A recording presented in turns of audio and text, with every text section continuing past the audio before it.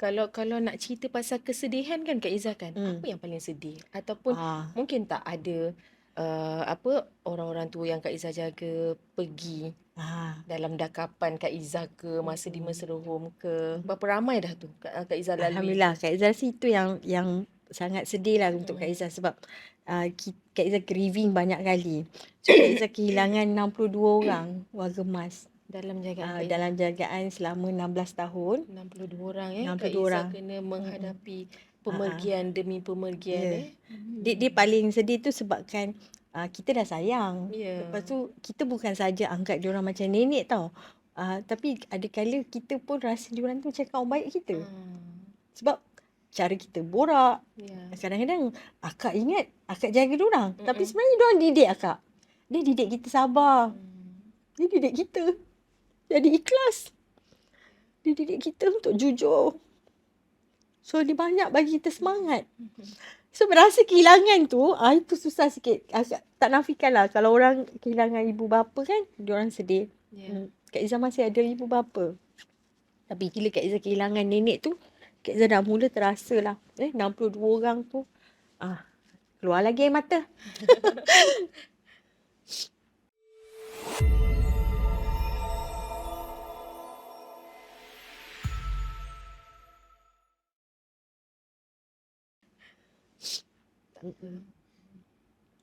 Jadi inilah Kak Izzah dah melakukan yang terbaik kan untuk menjaga orang-orang tua ni.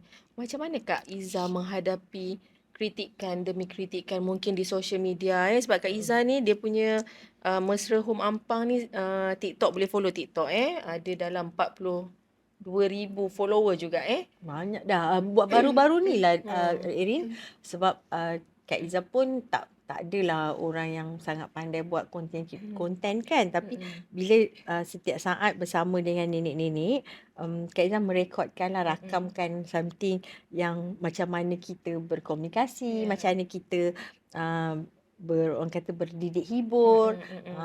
Dan Kak Izzah juga gemar juga buat dengan mereka ice breaking. Sebab yelah, kalau tengok Kak Izzah pun air mata pun banyak. Apalah air mata diorang. Mudah. Sebab yang Kak Izzah nampak diri Kak Izzah, kalau Kak Izzah tengok orang mengalami ujian, Kak Izzah pula yang tersentuh lebih. Sebab tu Kak Izzah kena belajar untuk selalu bangkit, selalu kuat. Betul. Dan nak bawa mereka-mereka yang ramai tu dan setiap seorang tu diorang bermasalah yang berbeza. Betul. So bila kita buat grouping, kita akan nampaklah rasa kebahagiaan tu sebab masing-masing sebenarnya dia menunggu masa. Dan Kak Izzah rasa kita dah faham dah untuk warga emas, biarlah hujung-hujung dia orang bahagia. Betul. Kan? Layan dia elok-elok, bagi yang terbaik Kak Izzah Kalau Kak Izzah sendiri kan jaga orang tua ni maknanya memerlukan komitmen yang penuh kan. Untuk diri Kak Izzah sendiri macam mana? Okey, itu susah. Kalau Erin cakap tu susah sebab bila kita dah faham tentang role Kak Izzah sebagai aku penjaga nenek tu, Kak Izzah rasa okay, fine.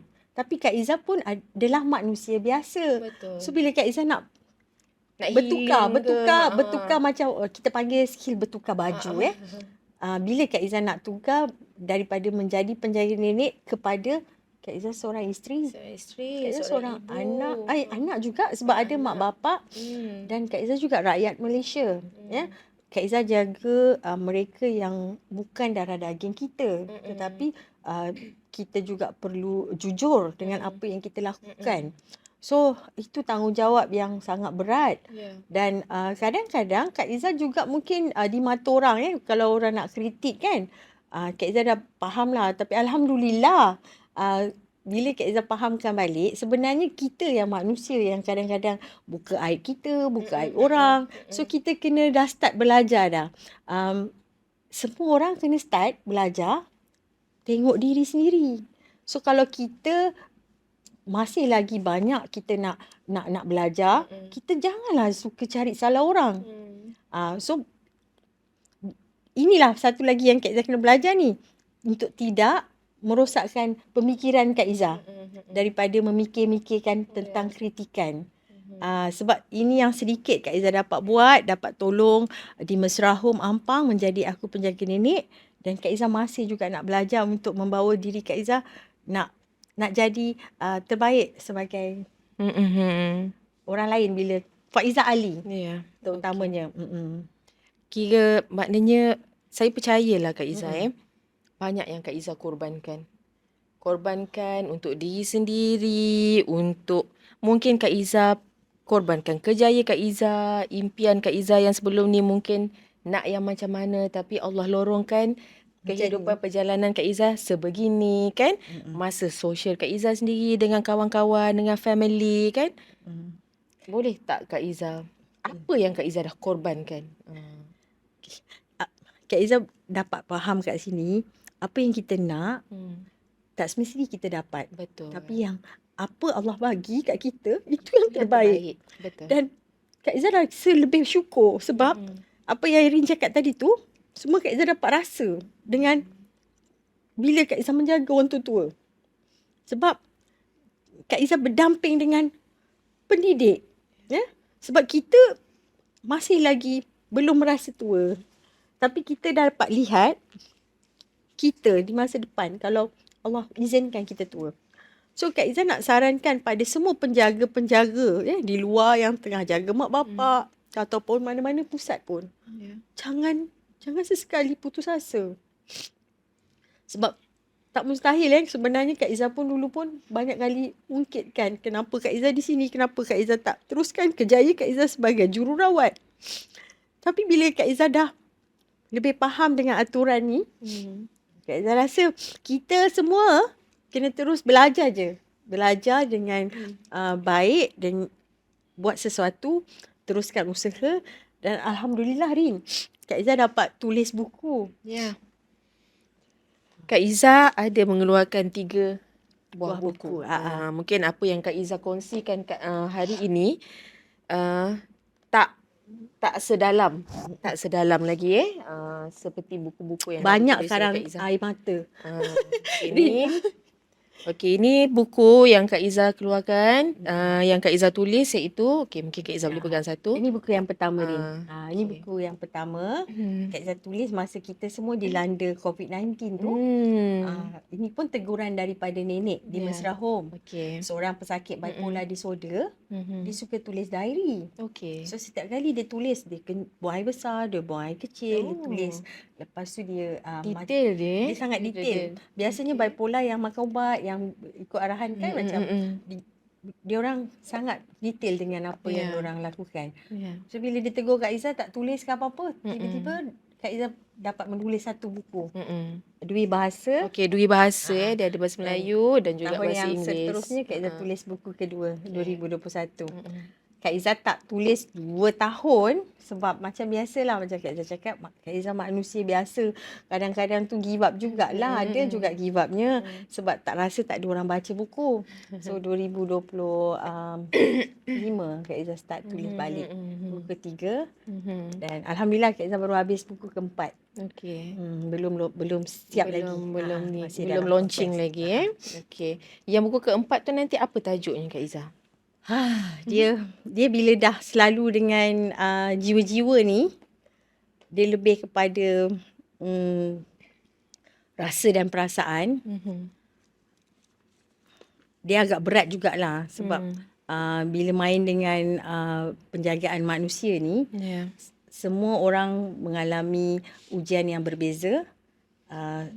Semua orang ada pengalaman yang berbeza. Kak Izzah belum lagi nak letakkan sebab kalau terlalu berat juga kadang-kadang Kak Izzah pun rasa sakit juga. Sebab banyak juga orang kata bila kita jaga orang-orang yang ada masalah jiwa ni, kita yang penjaga ni pun kadang-kadang boleh terikut. So Kak Izzah masih dalam perbincangan. Belum ada lagi kata-kata yang cantik lah untuk buku tu, tetapi dia memang lebih berkaitan dengan rasa dan perasaan. Yang si penjaga nenek ni, sebab buku Kak Izzah semua ada tentang aku penjaga nenek. Dan Kak Izzah harap bukan Kak Izzah ceritakan tentang diri Kak Izzah je. Semua yang pernah menjaga orang tua ataupun menjaga pesakit, mereka juga boleh dapat manfaat dengan buku ni. Jadi buku ni sesuai dibaca oleh mereka-mereka yang menjaga orang-orang tua. Bukan Semua saja golongan juga. semua golongan terutama ialah macam mana kita nak sabar jaga orang-orang tua kan. Buku ni juga boleh membantu sebab rumah jagaan ni adalah rumah NGO. So bila kita beli buku ni, dia boleh juga menampung Perbelanjaan. perbelanjaan rumah penjagaan Mesra Home. So Kak Iza harapkan ramailah orang yang sudi beli buku. So nanti Kak Iza kena buka beg kuning dekat TikTok Kak Iza untuk beli buku ni. Kita semua boleh beli sama-sama kita. Boleh datang Merin dekat Mesra Home. Dekat ataupun boleh kalau nak direct boleh pergi terus ke Mesra Home untuk kita beli buku ni Baik Kak Iza. Saya nak sentuh sikit.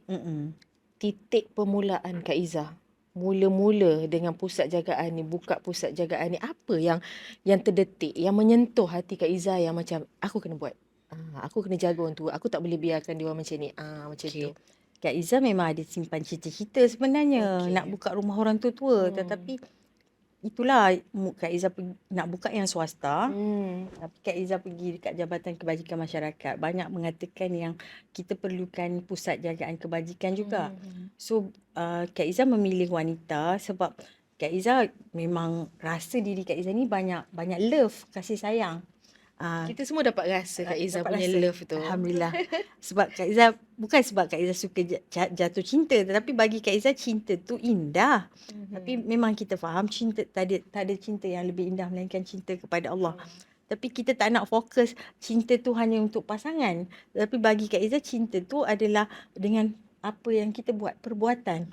So kepakaran atau mungkin kemahiran Kak Iza ni lebih kepada penjagaan orang tua.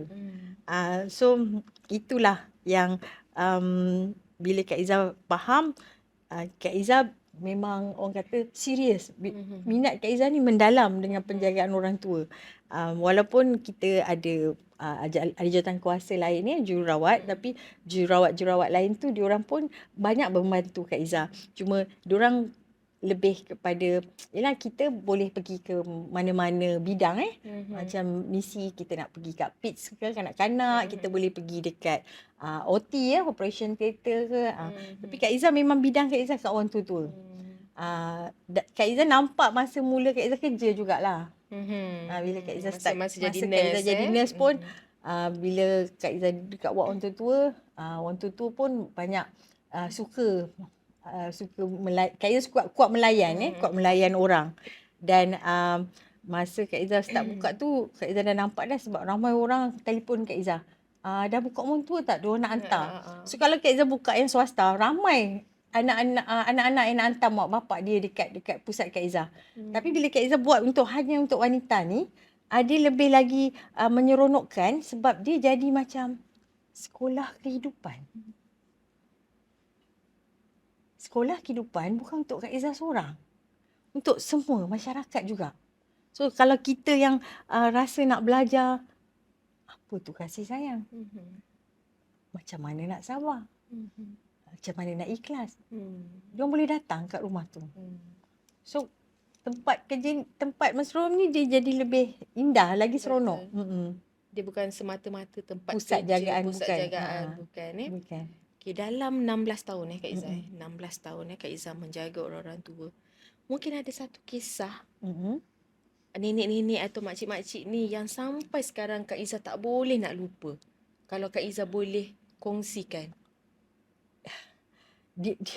Dia banyak lah sebab Kak Iza jenis yang macam awak cakap lah, mesra dengan diorang. So Kak Iza rasa kalau kita terlalu attach mesra, agak sukar bila kita menghadapi kesukaran, maknanya kehilangan mereka. So Kak Iza memang kalau nak kongsi benda-benda macam ni, dia macam agak sensitif juga. Tetapi Kak Iza boleh katakan yang bila Kak Iza menganggap mereka juga seperti kawan baik, dan mereka juga adalah insan yang beri semangat pada Kak Iza sebagai penjaga. So kadang-kadang diorang lah yang orang kata yang bagi Kak Iza. Kak Iza kan kadang-kadang rasa macam dah tak nak dah jadi penjaga sebab betul lah orang kata jaga orang tua dapat pahala, tapi kadang-kadang Kak Iza rasa macam boleh dapat dosa kalau tak sabar. Tapi bila satu nenek ni dia macam kawan baik Kak Izzah ni, bila dia cakap dengan Kak Izzah yang engkau kena kuat, sebab Kak Izzah ada karakter yang sedikit kasar juga. Macam kalau orang tengok ada nampak Tomboy macam sikit, tomboy macam lelaki. Dan tak dinafikan rumah jagaan Kak Izzah kebanyakan pun tomboy jugalah ya yang ke? masuk. Oh. So dia ada elemen kelakar, dia ada elemen sedih, dia ada elemen yang sangat mengajar. So Kak Izzah rindu sebab diorang ni sebenarnya dia ajar bagi Kak Izzah dapat skill. Kak Izzah memang suka nyanyi, tapi Kak Izzah tak adalah nak jadi penyanyi. Tapi bila diorang hari-hari minta, diorang yang mengasah bakat Kak Izzah. So Kak Izzah nangis balik sebab Kak Izzah rasa bersyukur. Apa yang Kak Izzah boleh cakap dengan diorang, kita jumpa kat syurga. Itulah. Sebab itulah tak nak ingat lagi. Ingat nangis. So kisah-kisah macam ni kalau boleh Kak Izzah pun tak boleh nak selalu ingat. Tapi kadang-kadang dia hadir dengan sendirinya. Benda bukan kejap kan, benda lama. Benda lama, itulah. Kak Izzah berdepan dengan mereka ni Kak kan. Izzah rasa itulah kadang-kadang orang susah jadi penjaga. Siapa yang pernah rasa jadi penjaga tu, dia akan mengalami dan akan memahami macam mana perasaan. Betul. Nangis lagi. Tak apa. Maaf ya. Tak apa kan. Macam Kak Izzah, macam saya nak tanya pendapat Kak Izzah sendirilah kan, sebagai seorang penjaga warga emas ni kan. Kadang-kadang anak-anak ni, mereka ni tak ada pilihan. Mereka ni terikat, mungkin dia adalah seorang ibu ataupun seorang isteri dan juga bekerja juga kan. Dan terpaksa menjaga warga emas ataupun ibu ataupun bapa mereka dalam keadaan masa yang sangat limited. Jadi mereka terpaksa buat keputusan untuk serahkan orang tua mereka ke rumah jagaan. Okey, apa pendapat peribadi Kak Izzah sendiri melihat situasi ni? Adakah mereka ni kita boleh labelkan sebagai anak derhaka ataupun nak buang keluarga? Macam mana? Bagi Kak Izzah rasa tak salah sebab semua orang tak tahu sebenarnya apa kejadian tu, apa yang terjadi pada satu family tu. So apa yang mereka sebenarnya perlukan adalah respite care. Respite care ni bila yang penjaga tu terlalu burn out dan mungkin dia perlu bercuti atau perlu ke ada juga satu ketika mungkin nak kena pergi ke haji ke, nak menunaikan umrah ke. So dia perlu menghantar ibu bapa dia ke pusat jagaan, tetapi dalam pusat jagaan swasta lah. So bila pusat jagaan swasta ni dia berbayar dan agak kos sangat lah. Bukan satu yang murah. So untuk orang di luar yang tak tahu apa masalah, kalau boleh kalau kita tak boleh nak membantu, kita diam. Kita doakan mereka.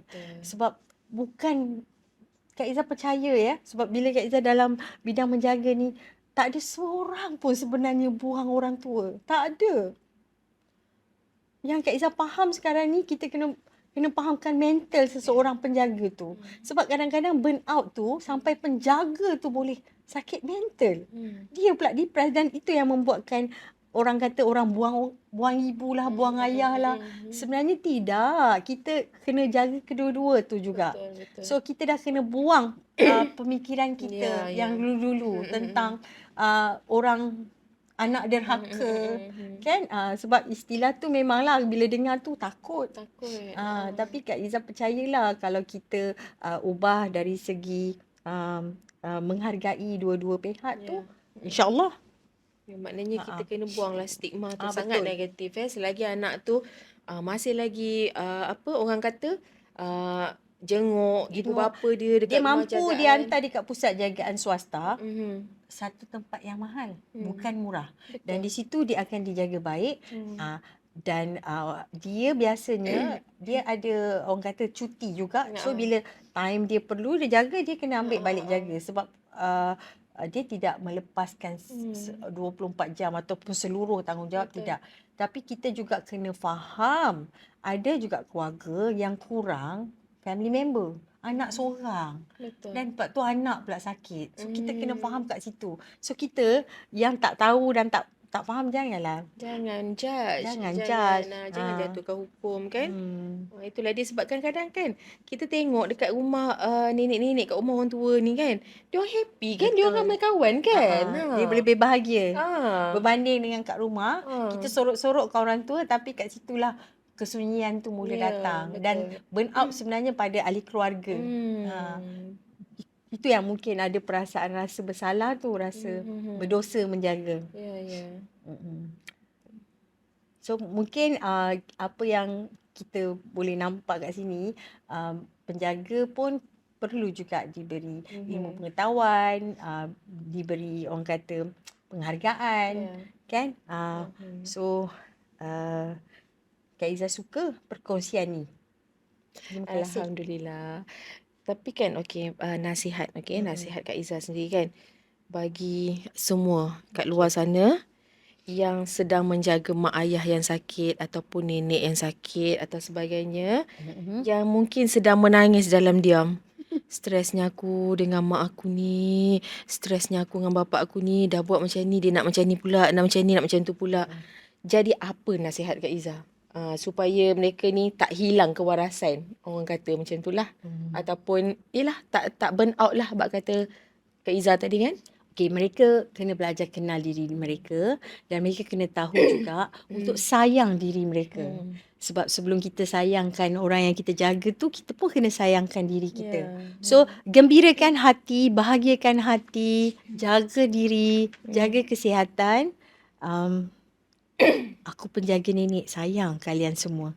Dan kakak pun tak nak juga jadi seorang je aku penjaga nenek.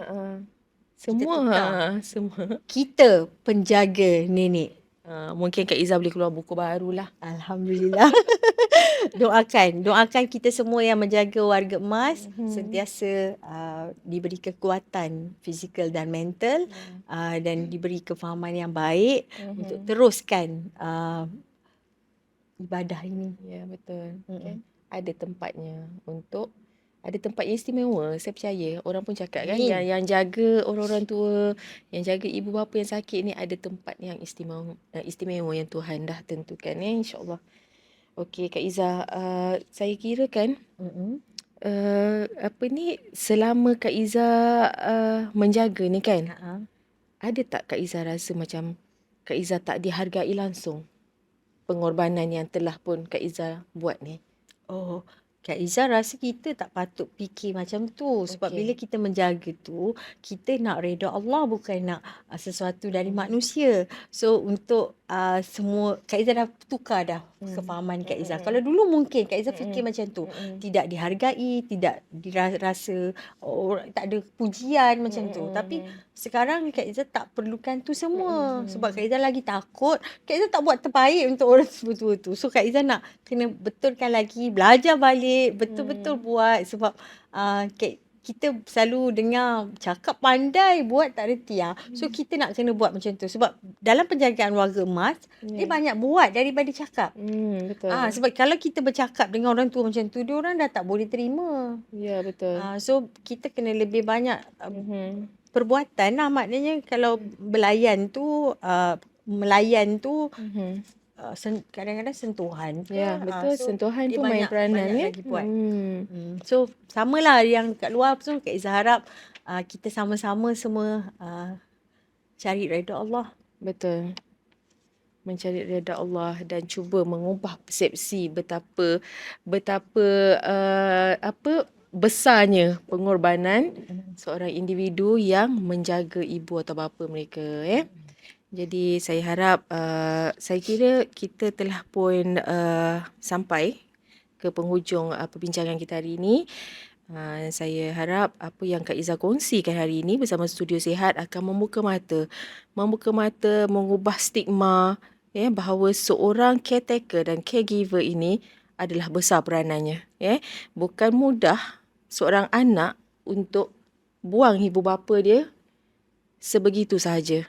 Melainkan mereka kadang-kadang tu dah tak ada pilihan terpaksa menghantar terpaksa menghantar ibu atau bapa mereka ke rumah jagaan orang tua.